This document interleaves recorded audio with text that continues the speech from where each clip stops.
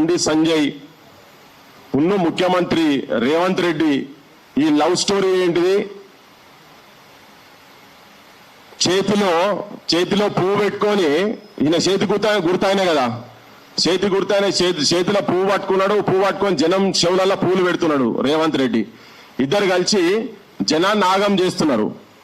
ఇది తెలంగాణ సమాజానికి నేను కొన్ని గంభీరమైనటువంటి అంశాలు, కొన్ని ప్రమాదాలు ఏం జరగబోతున్నాయి, అధికారంలో ఉన్నటువంటి వాళ్ళు పైశాచికంగా వ్యవహరిస్తే, పిశాచులు లెక్క ఆలోచిస్తే, మనుషులు కాదు మానవత్వం లేని మృగాల లెక్క ఆలోచిస్తే ఏం జరగబోతున్నదని చెప్పేటందుకు ఈ ప్రెస్ కాన్ఫరెన్స్ నిర్వహించినాం.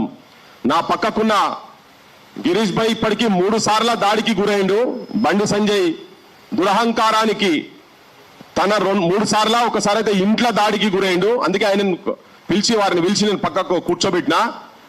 ఒకసారి అయితే కుటుంబం ముంగట బట్టలిప్పి చెప్పులతోని పడి, అంటే ఆయన ఒక కేంద్ర మంత్రి రూపకంగా ఉండి ఇటువంటి దాడులు తన బండి సంజయ్ మీద ఏం అభ్యంతరకరమైనటువంటి ప్రోగ్రాం చేసిండో జనానికైతే ఎరకలే. కానీ ఒకవేళ అట్లుండేది ఉంటే రాజ్యాంగాన్ని, చట్టాన్ని గౌరవించి చట్ట ప్రకారం పోవాల్సిన వ్యక్తి సామూహిక దాడులకు ఎట్లయితే పాల్పడ్డాడో, ఇవాళ తెలంగాణ సమాజానికి నేను చెప్పదలుచుకున్నా, సుపారీ గ్యాంగులు తిరుగుతున్నాయట. సుపారీ గ్యాంగులు ఒకటేమో ఆంధ్ర గ్యాంగ్ అట, ఇంకోటి యూపీకి వెళ్ళి తిరుగుతున్నాయి. దేనికి తిరుగుతున్నాయి? వీళ్ళ టార్గెట్లు ఎవరట అంటే, పక్కకున్న గిరీష్ ఒకడు, మన తొలి వెలుగు రఘు, మూడోది కాలోజీ శ్రీనివాస్ అట. 3 సుపారీ గ్యాంగులు తిరుగుతున్నాయి హైదరాబాద్ లో. నేను డీజీపీ గారికి, పోలీసు వ్యవస్థకు, ముఖ్యమంత్రికి ఈ ప్రెస్ కాన్ఫరెన్స్కి వెళ్ళి నేను వాళ్లకు మనవి చేస్తున్నా, హెచ్చరిక కూడా చేస్తున్నా. ఈ దాడుల ప్రవృత్తి, వాళ్ళ గ్యాంగులు ఎవరు, నేను ఎందుకు డైరెక్ట్ డీజీపీ దగ్గర పోకుండానే ప్రెస్కి ఎందుకు చెప్తున్నా అంటే, ఆయన బహిరంగంగా బాహాటంగా మొన్న ఎవరెవరైతే ఈ రాక్షసుల జాతి ఎవరైతే ఉన్నారో, అంటే మా సొంటోళ్ళం, ఆ మైనర్ బాలిక అత్యాచారంకు గురైనటువంటి మైనర్ బాలిక తరఫుకెళ్ళి నిలబడ్డటువంటి వాళ్ళందరట బండి సంజయ్కి, రాక్షస జాతికి సంబంధించిన వాళ్ళట.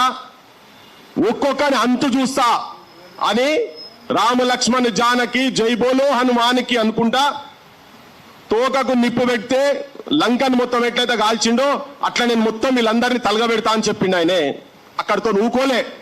ఆయనకు ఉన్నటువంటి కొన్ని ఛానళ్లతోటి, కొంతమంది వ్యక్తులతోటి డైరెక్ట్ ఫోటోలు వేపించి, అందులో గిరీష్ భాయ్ ఫోటో ఉన్నది, రఘు ఫోటో ఉన్నది, దాసరి శ్రీనివాస్ ఫోటో ఉన్నది, 3 ఫోటోలు పెట్టించి వీళ్ళని అంతం చేస్తాం అని బాహటంగా వాళ్ళ గ్యాంగ్ నుంచి వీడియోలు పెట్టించి బయటికి పెట్టాడు. ఇది దాదాపు జరిగి కూడా ఒక 5-6 రోజులు అవుతున్నది. అయినా ఏదో పూరంబొక్కలు ఎవడోడు ఇట్లా మాట్లాడుతూనే ఉంటారు లేని ఊరుకున్నాం. కానీ లేటెస్ట్ గా తెలిసినటువంటి సమాచారం ప్రకారం బూటాని జరుగుతున్నది. అంటే తెలంగాణలో ప్రజల గురించి పనిచేసినటువంటి వాళ్ళు ఇలా మైనర్ బాలిక అత్యాచారాన్ని బయటికి తీసుకొచ్చినటువంటి వ్యక్తులను ఫిజికల్ గా, శారీరకంగా అంతం చేయాలన్నటువంటి ప్రయత్నం చేసి జనాన్ని భయభ్రాంతులను చేసేటువంటి పరిస్థితి తీసుకొచ్చి పెడుతున్నారు అనేది చెప్పడందుకే నేను తెలంగాణ సమాజానికి ఈ ప్రెస్ కాన్ఫరెన్స్ ద్వారా చెప్పదలుచుకున్నా. ఎవరు ఇదే బండి సంజయ్ ఎవరు? వీళ్ళిద్దరి మధ్యలో ఈ చెయ్యోళ్ళు పువ్వులు ఇద్దరు ఒకటి ఎట్లయింది అనేది సమాజానికి మొత్తం తెలుసు. ఈ ముఖ్యమంత్రి మొన్న చెప్తాడు, ప్రెస్ కాన్ఫరెన్స్ లో చెప్తాడు, ప్రెస్ అడ్రస్ చేసుకుంటా, వేటి న్యూస్ దాంట్లో చెప్తాడు ఆయనే. 1 గంట లోపట మేము యాక్షన్ తీసుకున్నాము, పోక్సో కింద కేసు ఫైల్ చేసినాము, బాలిక తల్లి వచ్చి పోలీస్ స్టేషన్ చేయగానే గంట లోపట మేము కేసు బుక్ చేసినాం అన్నాడు. అది పచ్చబద్ధం. సాక్ష్యం ఇగో తననే ఉండే, ఇంకొకరు కూడా ఉన్నారు ఇక్కడ. ఇప్పుడు దాపరికం ఏం లేదు. కాలోజీ శ్రీనివాస్ కూడా అక్కడ ఉన్నాడు పోలీస్ స్టేషన్ లా. బరాబర్ ఇప్పుడు చెప్తున్నాం, సమాజానికి చెప్తున్నాం. రఘు కూడా ఫోన్ చేసి ఎప్పటికప్పుడు పోలీసు వాళ్ళతో సమాచారం తీసుకుంటున్నాడు. అందరం ఫాలో అప్ లో ఉన్నాం దాని విషయంలో. వాళ్ళైతే డైరెక్ట్ గా పోలీస్ స్టేషన్ లో ఉన్నారు. మీరు ఎప్పుడు 6 గంటలకు పోతే 12:45 కదా, 6 గంటలకు సాయంత్రం పోతే 12:45 కేసు బుక్ చేయలేదు. కాకపోతే ఎండార్స్మెంట్ ఇచ్చిండ్రు, తెల్లారి పొద్దున్నే కేసు బుక్ చేసిండ్రు. ముఖ్యమంత్రి చెప్తున్నటువంటి పచ్చి అబద్ధం ఇది.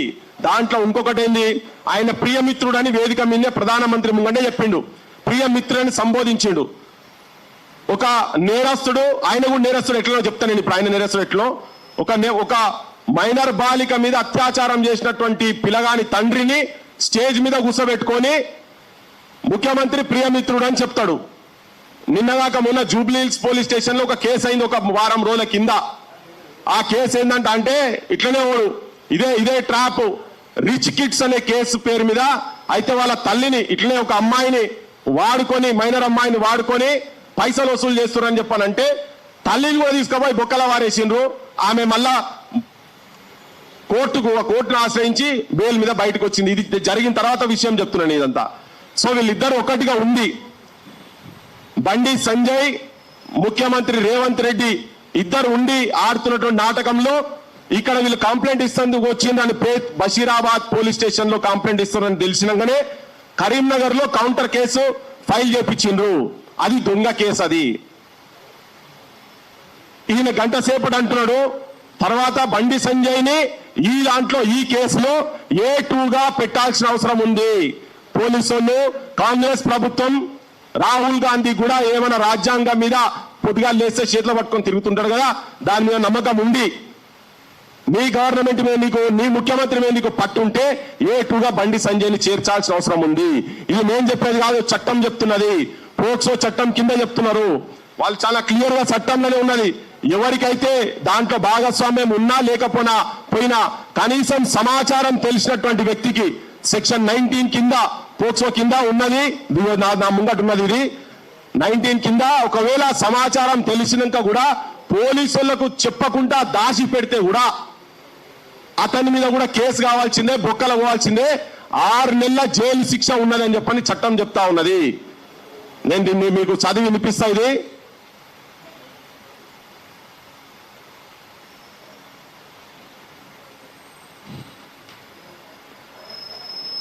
రిపోర్టింగ్ ఆఫ్ అఫెన్సెస్, ఫిర్యాదు చేయాల్సిన బాధ్యత ఎవరైనా అని, పిల్లలపై లైంగిక నేరం జరుగుతోందని తెలిసినా, ఇప్పటికే జరిగిందని తెలిసినా తప్పనిసరిగా పోలీసులకు లేదా స్పెషల్ జువెనైల్ పోలీస్ యూనిట్ కు సమాచారం ఇవ్వాలి. లేని పక్షంలో వీళ్ళు కూడా శిక్షార్హులే. బండి సంజయ్ చెప్పిండు. బండి సంజయ్ ఇంటికి బాలిక తల్లిదండ్రులు ఇద్దరు సంగప్ప అనే ఒక మీడియేటర్ ద్వారా, గతంలో కూడా ఆయన మీడియాలో పనిచేసిండు, వాళ్ళ ఇంటికి పోతే నన్ను బెదిరించిండ్రు, భయభ్రాంతులను చేసిండ్రు. పిల్ల క్యారెక్టర్ మీద ఘోరమైన మాటలు మాట్లాడిండ్రు. ఎంతమందితో తిరిగినావు, ఇట్లా ఈ రకమైన భాషలు మాట్లాడిండు. ఇవన్నీ మేము రౌండ్ టేబుల్ పెట్టినప్పుడు చెప్పినాం. ఇట్లా జరిగింది.